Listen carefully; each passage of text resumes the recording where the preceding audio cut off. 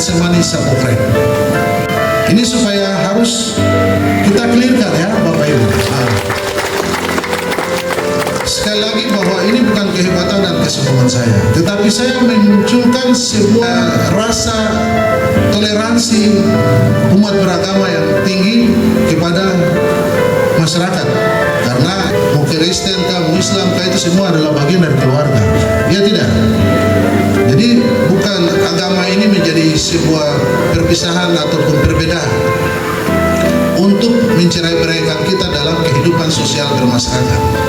Sekali lagi saya tidak mau ada perselisihan pendapat dan pikiran ataupun menanggapi hal-hal yang nantinya dipergunakan oleh orang-orang yang tidak bertanggung jawab. Ini penting sekali saya sampaikan. Kebetulan ini namanya hari Jumat, ini kan Jumat berkah ya. Jadi kita harus menyampaikanlah hal-hal yang namanya benar itu benar, yang namanya batil itu batil. Tujuan dari pembentukan tim pemenangan militan arus Papua Barat Daya ya, untuk 5 kabupaten dan 1 kota. Ya, baik. Terima kasih atas kesempatan diri kepada saya. Perkenalkan, saya Diki Membraku Patianan.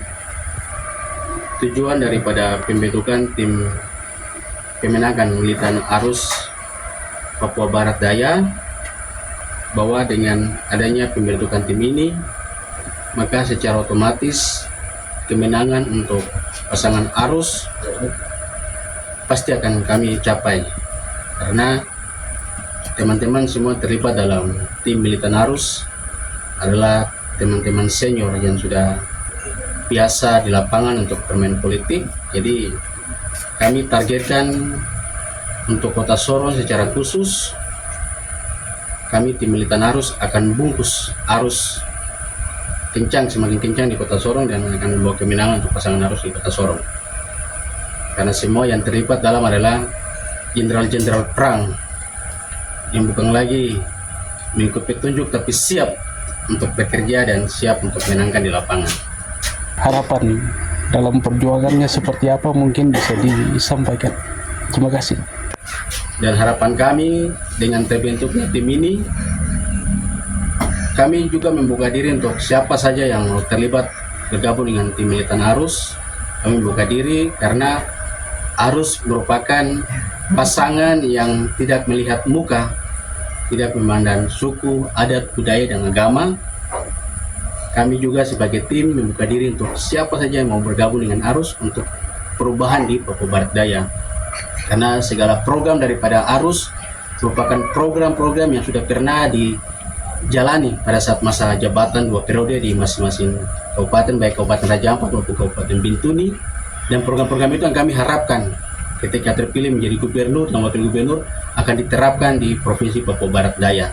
Terlebih khusus pendidikan gratis, mulai dari tingkat PAUD, SD, SMP, SMA, bahkan perguruan tinggi yang sudah pernah di pasangan arus lakukan pada saat jabatan. Itu kami berharap bisa diterapkan, jangan cuma janji politik, tapi harus dibuktikan, sehingga arus bukan saja 1 periode tapi lanjut 2 periode. Pendidikan gratis yang dibiayai pemerintah daerah, tentu saja itu adalah suara hal yang sangat diinginkan oleh seluruh masyarakat, baik orang asli Papua dan non-orang asli Papua. Hal ini sudah dibuktikan oleh pasangan arus, dalam hal ini calon wakil gubernur, selama menjabat sebagai Bupati Kabupaten Teluk Bintuni. Pemda Teluk Bintuni komitmen pendidikan setingkat SMA tetap gratis. Bupati Teluk Bintuni Petrus Kasihiwu saat menyampaikan pidato pada penutupan sidang paripurna RAPBD tahun 2020. Pemerintah Kabupaten Teluk Bintuni berkomitmen untuk menyelenggarakan program pendidikan setingkat SMA tetap gratis, walaupun kewenangan sudah diambil alih oleh pemerintah provinsi. Untuk mewujudkan itu, pemerintah Kabupaten Teluk Bintuni tetap memberikan dana bantuan kepada siswa sekolah setingkat SMA. Tahun 2019, terdapat sebanyak kurang lebih 2.276 siswa SMA, SMK, Aliyah yang mendapat bantuan pendidikan sebesar 2,5 juta rupiah per siswa, kata Bupati Petrus Kasihiwu di Bintuni beberapa waktu lalu. Dikatakannya, secara keseluruhan, jumlah siswa-siswi yang diberi bantuan pendidikan di tahun 2019 berjumlah sebanyak 23.793 siswa dengan total anggaran yang disalurkan sebesar 27 miliar rupiah lebih. Terkait dengan pengelolaan SMA, SMK dan masih adanya pungutan oleh masing-masing sekolah, Bupati menjelaskan bahwa sebenarnya sudah ada kebijakan yang telah diterbitkan oleh pemerintah daerah Kabupaten Teluk Bintuni, yakni bantuan biaya pendidikan bagi siswa-siswa SMA, SMK tersebut. Pasalnya, pemerintah daerah tidak berwenang untuk mengendalikan lembaga pendidikan level SMA, SMK aliyah, karena sudah tidak menjadi kewenangan kabupaten. Namun kata Kasihiu, persoalan ini harus dikoordinasikan ulang dengan Dinas Pendidikan. Apabila ada pungutan dari sekolah, tidak boleh membebani siswa SMA, SMK aliyah di Kabupaten Teluk Bintuni. Sehingga diperoleh suatu kepastian mengenai bantuan pendidikan untuk mewujudkan pendidikan bebas biaya di semua tingkatan pendidikan, ujarnya. Saya di Bintuni itu semua PAUD, mulai dari PAUD, TK, SD, SMP, SMA sampai perguruan tinggi 1.658 mahasiswa di 33 kota studi di seluruh Indonesia, satu di luar negeri, semua dibiayai oleh Pemda Teluk Bintuni. Tidak pandangan dia itu asli Papua keriting hitam kayak saya, yang putih macam-macam juga semua dibiayai. Hanya yang Papua ada yang namanya tadi beliau bilang afirmasi diberikan lebih, dia dibedakan dengan ya karena kalau hitung duit masuk di satu daerah itu kan juga hitung warga, jumlah warga. Jadi Bapak itu punya hak juga untuk menerima anak-anak yang menerima.